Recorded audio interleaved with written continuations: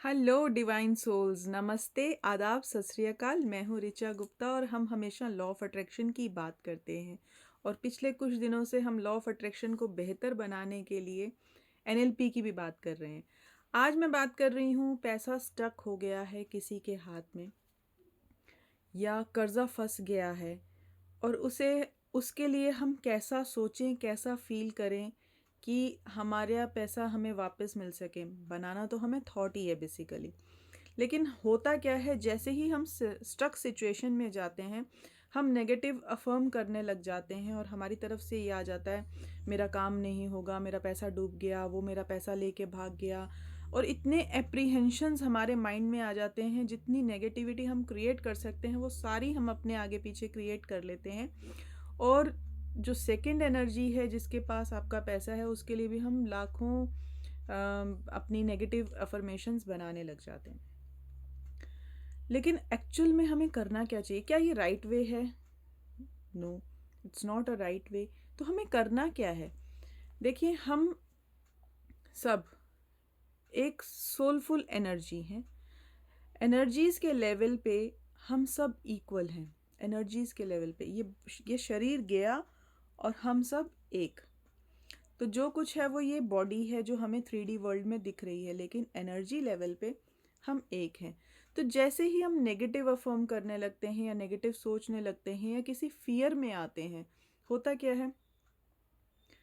होता ये है कि जैसे ही हम नेगेटिव उसमें आते हैं, वैसे ही हम अपने लिए नेगेटिविटी अट्रैक्ट करने लग जाते हैं। अब सामने वाला धोखा देगा या नहीं देगा ये नहीं पता, लेकिन आपने उसे नेगेटिविटी को अफर्म करके अपनी लाइफ में अट्रैक्ट करना शुरू कर दिया। अपने पैसे को डुबा दिया खुद ही अफर्म करके, वो मेरा पैसा लेके भाग गया, वो मेरा पैसा नहीं दे रहा, वो मुझे ऐसे नहीं कर रहा, वो मुझे वैसे नहीं कर रहा।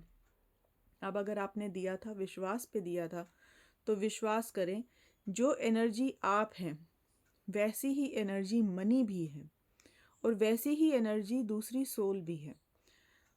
बहुत पॉजिटिवली, बहुत पॉजिटिवली, विद ओपन हार्ट इस बात को समझें कि हमें उनके साथ अब वहाँ पे क्या अफर्मेशन देनी है और कैसी एनर्जी सेंड करनी है। एनर्जी ऐसे सेंड करनी है कि जिसके पास भी आपका मनी है उसको आपको पहले दिल से माफ़ करना है और ये सोचना है कि हो सकता है आपने उसका कोई कर्जा देना है या आपके पास कोई उसकी लायबिलिटी होगी। फर्स्ट ऑफ ऑल अपने अंदर से इस चैनल को क्लियर कर दें। मैं ये नहीं कह रही कि आपको एक्शन भी इसी पे लेना है, नो, सिर्फ मेंटल लेवल पे उसको एक्सेप्ट कर लें। उसको एक्सेप्ट करने से होगा ये कि जो आप अपने अंदर एनर्जी क्रिएट कर रहे हैं उसमें आपको रिलीफ मिल जाएगा, एक नेगेटिव पैटर्न से आप हट जाएंगे। दूसरा, उसे ब्लेसिंग्स भेजिए कि उसका इतना काम बने, इतनी ग्रोथ हो कि वो अपनी ग्रोथ के साथ आपके पैसे को लौटा सके, अपनी ग्रोथ के साथ आपके पैसे को लौटा सके। अब अगर अगले के पास ग्रोथ ही नहीं होगी, ब्लेसिंग्स ही नहीं होंगी, तो कैसे होगा? आपने अपनी ब्लेसिंग्स भेजनी है। थर्ड, अगर वो अपने लिए इतना सा भी खर्च कर रहा है तो उसे ये मत इस तरीके की नेगेटिव या जिसे कहें बद्दुआ जिसे बोलते हैं, उस तरीके का वर्ड मत यूज़ कीजिए कि मेरा पैसा लेकर ये खुद को ग्रो कर रहा है। अगर वो ग्रो ही नहीं करेगा तो वो मनी घूम के वापस कैसे आएगा आपके पास? तो आपको अपने एनर्जी लेवल पे उसको बेइंतहा एनर्जी सेंड करनी है, ब्लेसिंग सेंड करनी है, क्योंकि आपने अपना पैसा उसके हाथ में मल्टीप्लाई होने के लिए दिया है। और अगर उसके पास ब्लेसिंग्स होंगी आपकी, तो वो ब्लेसिंग्स पलट के आपके पास भी वापस आएंगी, जिस भी फॉर्म में, भले ही वो पैसे के रूप में वापस आनी है, भले ही वो किसी रिलेशन के रूप में वापस आनी है, जो भी एनर्जी आप दे रहे हैं, जो भी आप दे रहे हैं, वही पलट के वापस आएगा, क्योंकि यूनिवर्स का लॉ है कि जो हम देते हैं वही पलट के वापस आता है। सो स्टॉप एफर्मिंग नेगेटिव किसी भी तरीके का।